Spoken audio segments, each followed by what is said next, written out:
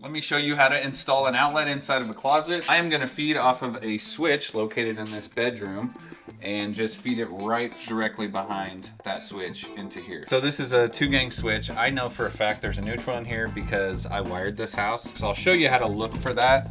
If you don't have a neutral in a switch box, it will not work. So all this switch is doing is breaking the power. If you had these two wires touching each other, it would just feed power directly to the lights. That's all a switch does. Sometimes you don't have a neutral in these switch boxes. That's what you got to be careful of. But in here specifically, I do have a neutral. That's what all these white wires are that are tied together. That's usually a pretty good tell. As long as you have this, you're probably good to go. And then in the back here is the ground wires.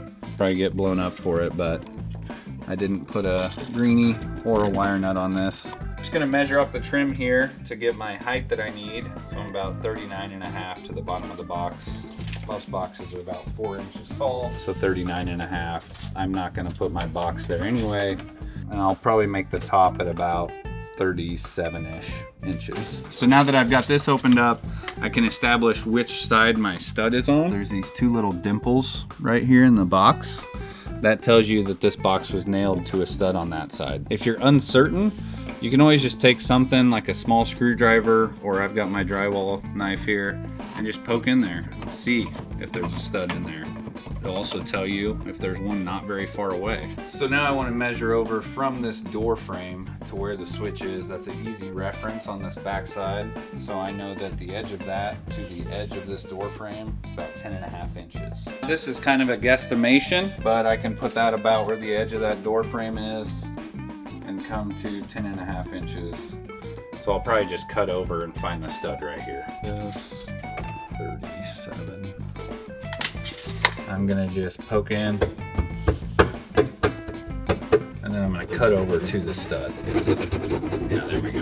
There's a couple of options here. There's this slider box that I like to use if I'm gonna go right beside a stud. So this is the one I'm gonna use right here, but the other option would be a cut-in box if you're not next to a stud. Now I'm just gonna use that stud as the edge of my box. So I've essentially established a corner. Now I can hold my box up there to know how big I need to cut this hole.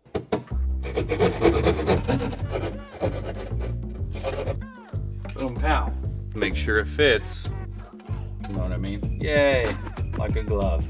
I am using 12-2 here because that circuit that is feeding that bedroom is a 20 amp circuit. These boxes have these little clamps in here that is made to poke a wire through, and then it holds, kind of like you see that lower one there. Poke a hole in here, and then I can just feed my wire down. Got that wire in there, I can just cut this off at about at least 8 inches, about this far. Some people understand that. So I'm gonna use this clamp in this box and just push that wire in there, and then this box can be installed.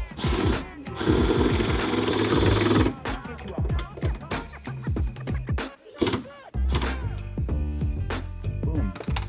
This was a little shorter than I wanted, but by code you have to have 6 inches from the back of the box to the front of the wire, so I'm still good. I just like them a little bit longer. If this was just a single receptacle, I could just make this up and tie it to the one outlet and be done. But because I'm putting 2 in here, I've got to do what's called pigtailing, and I do that by getting 2 different sets of wire.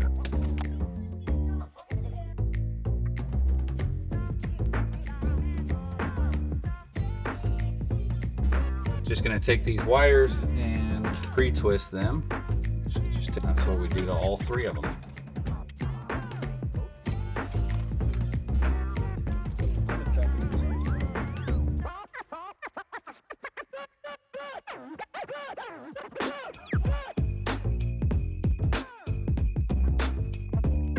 Now I can just tuck these wires all the way in the back, and then each outlet is going to be screwed in line with these holes, so I'll separate according to that.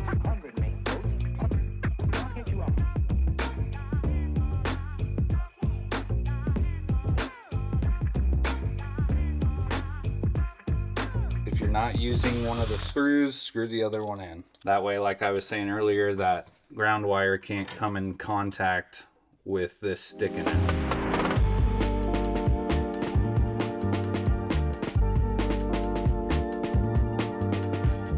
Now I'm doing the same thing on this other end.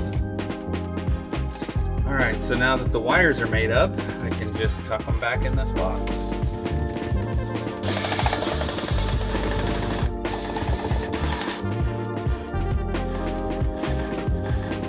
Flip your plate on backwards, and that's how you can line these up very easily. If it doesn't line up, you can usually just push it around a little bit, and then it lines up, and that's how you know these screws will go in perfectly. Okay.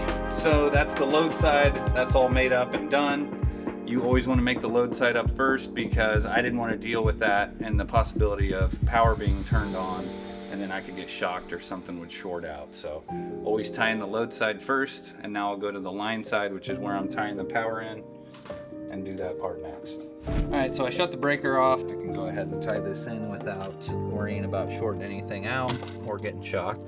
I don't usually worry about getting shocked.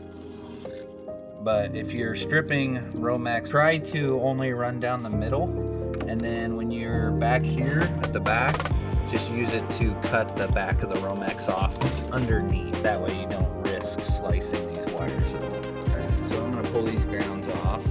The right way to do this, and feel free to hit me up in the comments, pros, I know you will, is to use a wire nut like I did in there with the grounds, so that the end of the wire isn't sharp like this. For this video, and because it's my house, I'm just gonna do it easy. So there, I kind of hid those as much as possible. Now I can push that back in and not worry about that.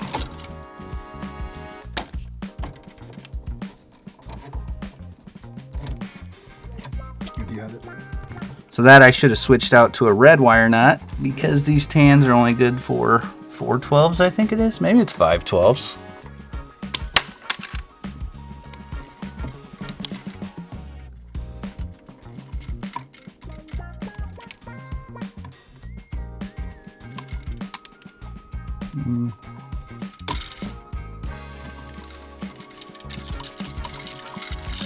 This can kind of be a fight with this many wires in the box, but I think I've organized it pretty well. These aren't dimmers, so I don't really have to fight that. Now I'll hook these grounds up. Boom.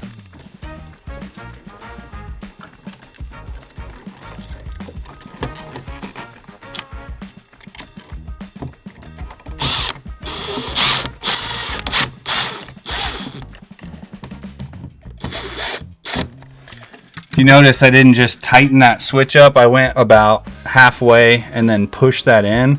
A lot of times if you don't do that, the wires will make that switch go a little bit crooked, or outlets for that matter.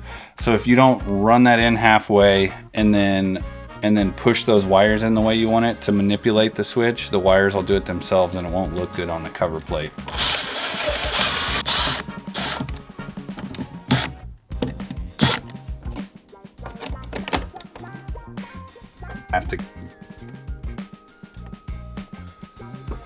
All right, let's go turn the breaker back on.